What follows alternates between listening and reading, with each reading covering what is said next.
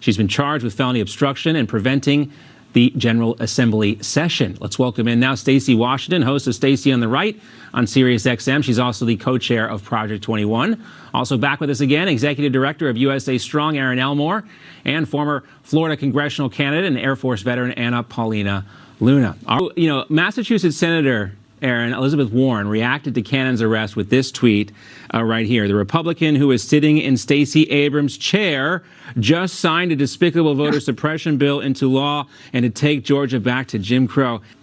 It is, Rich. And what happened to the insurrection now? Where are they calling for social media censorship in this instance? And to be honest with you, John, the American people deserve to have free and fair elections and believe in our election process and believe in the voting process. If you go back to the 2020 election, which no one wants to relitigate, you do have to look at some facts. President Trump won Ohio. President Trump won Florida. President Trump won 19 of 20 bellwether counties that have predicted the outcome that lends you to the White House since 1980. So a lot of people, whether you like them, dislike them, or think they are quote unquote, air quote, conspiracy theorists, there is a lot of data here and a lot of facts that could lead you to believe that the 2020 election isn't fair. And Georgia is taking a step to say, listen, Democrats, Republicans, independents alike deserve transparency. They deserve a right to vote and deserve to have faith in their election process.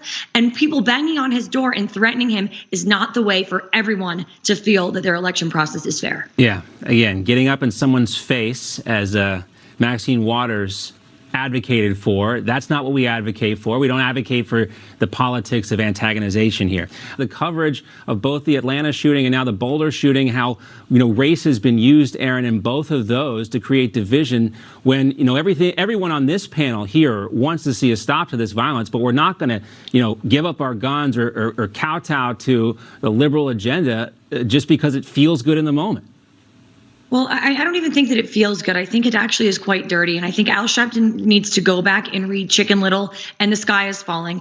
They have now made the word Nazi, made the word racist, have absolutely no implication and no meaning. All it has done is scare certain people into silence. And then you don't have an accurate representation of voices. But also what it does for real Nazis and real racists is makes them sort of feel mainstream and justified in their behavior. So this is actually having the opposite of the intended consequence for people like Al Sharpton. No, everything in this world isn't racist. And as you said, the term is getting tattered, so they're moving on to Jim Crow. These words don't exist in a vacuum. They have serious implications and serious meanings, and just throwing them around without sort of worrying about the repercussions is really dangerous to our democracy and to the future of our country. And I would really advocate for anyone that's against this to speak out and say, this is not right. This is not what we stand for as Americans.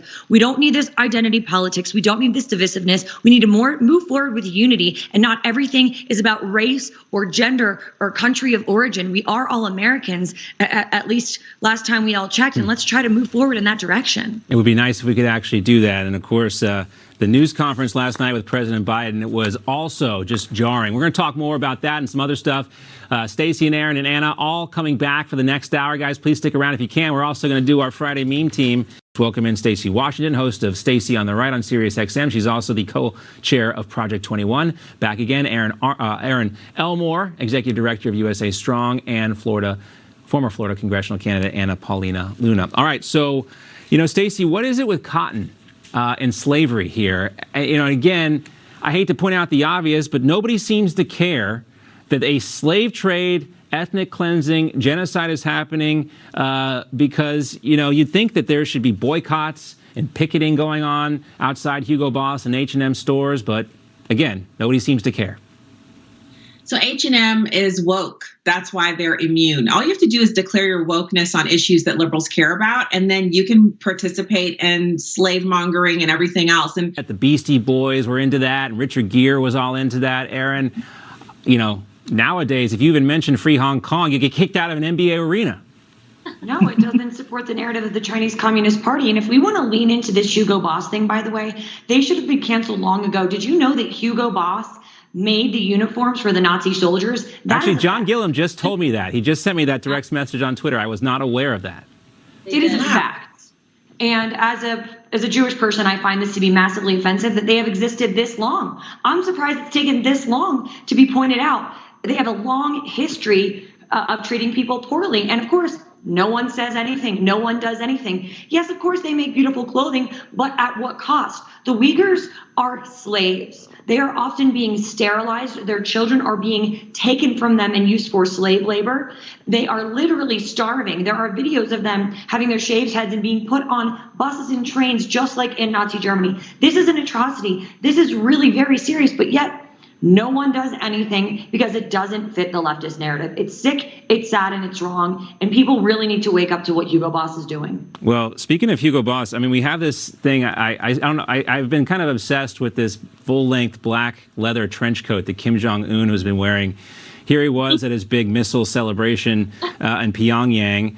You know, look, if you're going to be a ruthless dictator, I guess you kind of have to wear the full-length black leather trench coat. It's very on par. I mean, ladies, wow. We'll go to Anna Paulina. I mean, why would you know, your meme of the week? What do we got here? All right, I love this one. Reference to the Krispy Kreme donut for your vaccine here. Free carton of Marlboro Reds with proof of vaccination.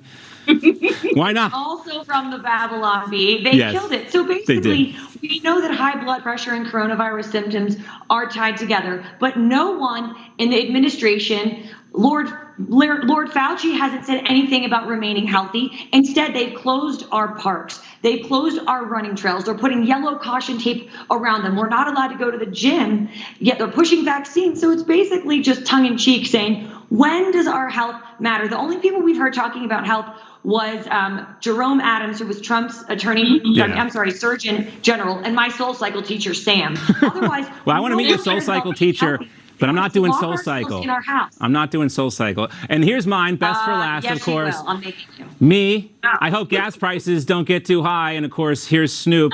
I'll see you hopefully very soon. Erin, Anna, and Stacey. Talk later, guys. Don't get the munchies. All right, coming up.